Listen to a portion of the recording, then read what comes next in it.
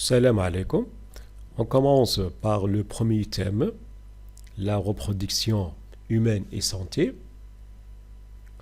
Alors en fait, la fonction de reproduction est tellement importante qu'elle a été décrite même au Saint-Coran, Coran Karim, puisque cette fonction assure la continuité de l'espèce humaine. Vous savez déjà que la rencontre d'une cellule sexuelle mâle produite par l'homme avec une cellule sexuelle femelle produite par la femme donne une cellule œuf qui sera à l'origine d'un nouvel être humain. Alors, dans ce chapitre, on va essayer de comprendre ensemble l'origine et les étapes de la production des cellules sexuelles mâles et femelles. On va essayer aussi de voir les mécanismes de régulation de ces deux fonctions, mâle et femelle. Et puis, dans le dernier chapitre intitulé La procréation, on va essayer de comprendre les étapes de la fécondation. Et puis aussi, on va essayer de couvrir ensemble quelques conditions qui assurent la fécondation.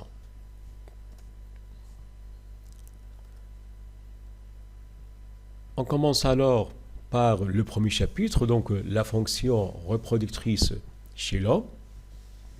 Vous savez que pour comprendre le fonctionnement d'un appareil reproducteur, on doit tout d'abord commencer par déterminer l'organisation générale de cet appareil. C'est ce qu'on va faire d'ailleurs dans ce chapitre, c'est ce qu'on appelle l'anatomie. Donc, on va commencer par une anatomie générale de l'appareil reproducteur, et puis on verra ensemble les fonctions des différentes parties de cet appareil.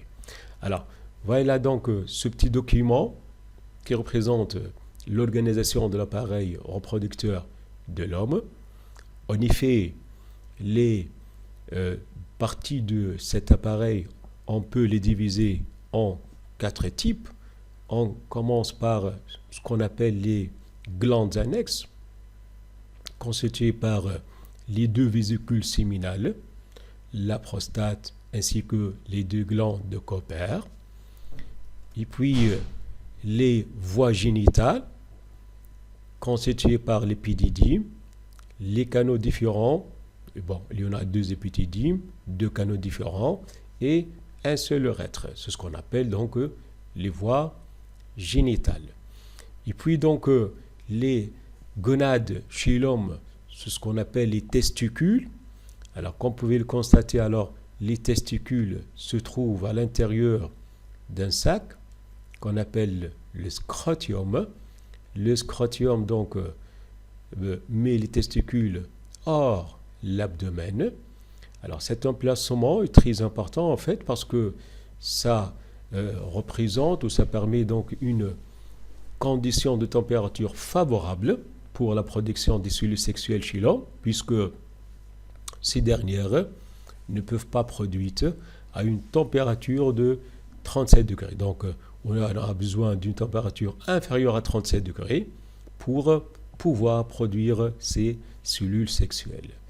Et puis enfin, donc l'organe d'accouplement représenté par le pénis qu'on appelle aussi verge. Alors voyons ensemble maintenant les rôles des différentes parties de l'appareil reproducteur. Alors on va commencer par les gonades. Il y en a 2 testicules. Les testicules assurent en fait 2 principales fonctions. La première consiste à la production des cellules sexuelles qu'on appelle spermatozoïdes, ces petites cellules. C'est ce qu'on appelle d'ailleurs la fonction exocrine, on va comprendre pourquoi. Et puis la deuxième fonction qui consiste à assurer l'apparition et puis le maintien des caractères sexuels masculins. Alors cette fonction est assurée par voie sanguine, c'est pourquoi on l'appelle fonction endocrine.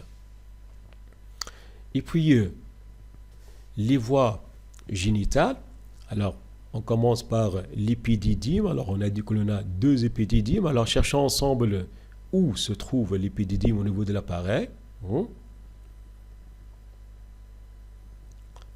Oui, le voilà. Alors, les épididymes, en fait, font partie, comme on l'a dit, de voies génitales. Leur rôle principal, parmi d'autres d'ailleurs, consiste à assurer le transit, autrement dit le transport, si vous voulez, et la maturation des spermatozoïdes. Alors, lorsque je parle de maturation ici, alors, cela veut dire donc rendre les spermatozoïdes mobiles, capables de se déplacer. Et d'ailleurs, c'est une particularité de ces cellules chez l'espèce humaine.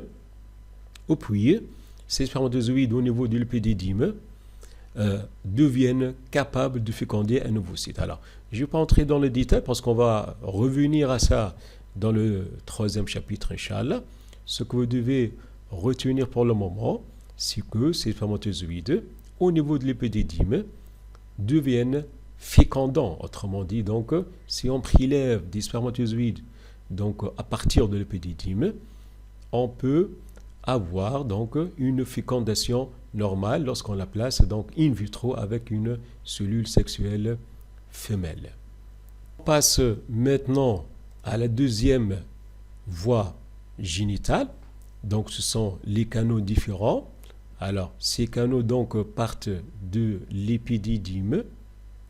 Voilà. Le rôle principal de ces canaux consiste essentiellement au transport des spermatozoïdes. Ces canaux s'appellent aussi sperméductes. La troisième voie, c'est l'urètre. Alors, où est-il l'urètre? Alors, vous le voilà, oui. À l'intérieur du pénis. Alors, l'urètre, donc, c'est la dernière voie d'ailleurs génitale et son rôle consiste essentiellement, dans le cadre de la reproduction bien sûr, à évacuer les spermatozoïdes à l'extérieur de l'organisme. On passe maintenant au troisième type d'organes, qui sont donc les glandes annexes. Alors on commence par les deux vésicules séminales, les voilà. Alors ces vésicules donc sont des glandes capables de produire, de sécréter un liquide qui contient du fructose. Alors qu'est-ce que le fructose? Je vous rappelle que le fructose c'est un sucre, exactement c'est un ose, et donc c'est un sucre simple. Et vous savez que généralement les cellules ont besoin d'une source d'énergie pour leur fonctionnement. La source d'énergie principale utilisée par les cellules, ce sont donc les glucides. Là, je parle bien sûr des oses. Alors, les spermatozoïdes, comme toute cellule d'ailleurs, ont besoin d'une source d'énergie qui est représentée par le fructose qui se trouve dans ce liquide sécrété par les vésicules séminales. La deuxième glande, c'est la prostate. Alors là, voilà la prostate. Alors, la prostate, donc, cette glande assure, parmi d'autres rôles, la sécrétion d'un produit riche en enzymes qui seront nécessaires par la suite, en fait, réellement à la procréation. Bon, je ne vais pas entrer dans les détails parce que ça ne fait pas partie de votre programme. Et puis, la dernière glande, le troisième type, si vous voulez, de glande, ce qu'on appelle les glandes de Cooper. Alors, cherchons ensemble où se trouvent ces glandes. Et voilà. Voilà. Alors, les glandes de Cooper donc, sécrètent un liquide qui assure la dilution du sperme. Alors, tout d'abord, qu'est-ce que le sperme? En fait, les produits sécrétés par les glandes annexes forment ce qu'on appelle un liquide séminal. Ce liquide, avec les spermatozoïdes, forme le sperme. En réalité, les spermatozoïdes, avec leur grand nombre, donc en principe, il y en a 10 millions de spermatozoïdes produits par l'appareil reproducteur. Alors, ces spermatozoïdes ne représentent qu'environ 5 à 10% du sperme. Et donc, le liquide séminal avec les spermatozoïdes forme le sperme.